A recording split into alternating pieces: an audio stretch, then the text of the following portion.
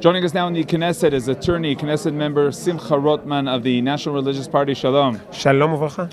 So you're in the opposition. How do you look at this new government? I think this government has four major problems when we look at them.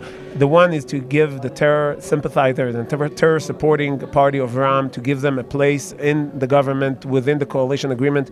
That's something that until now, until today, it would never have been done in Israel. It's not a good breakthrough. It's breaking down what keeps us together as a Jewish state. They shouldn't have done that, and I think this will stay with us for a long time. Sadly, needs to be. I hope they will regret that and will say that they're sorry for that as soon as possible. But I don't see how this problem from day one will fix itself. Second thing is abandoning the right-wing ideology. We don't see the recognition of the new settlements in the government. We don't see how they're going to deal with the Bedouins in the Negev, in the Galil, how to bring back governability to the Negev and the Galil and to the mixed cities. I don't see how it goes.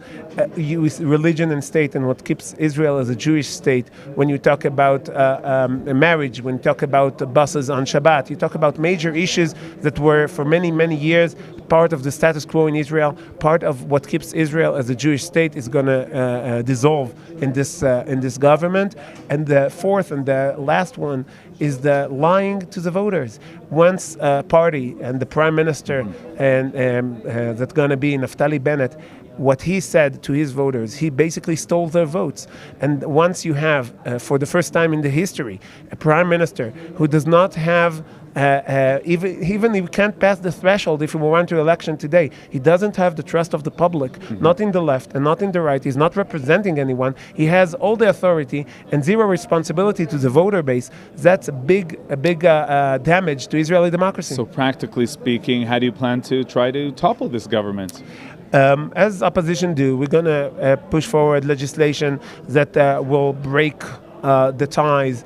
The loose ties we see in the legislation, right-wing legislation, religious legislation. For example, to say no to. I have to say, I don't know what will be hard for someone who already abandoned everything that was supposed to be dear to him. I don't know what will hurt him, but maybe the other members in his party will find it in their heart to regret what they have done, because it's actually a very sad day, because a lot of people that we used to count on them as part of the religious and religious Zionist population, not the religious Zionist party, and part of the right wing in the Knesset, part of we lost them. Okay. They went to form a left-wing secular with terror-supporting government. Not a unity government. Not a unity government, and it's a minority government from day one. It doesn't have a 61 Knesset members base as it's signed on the basic principles of the government.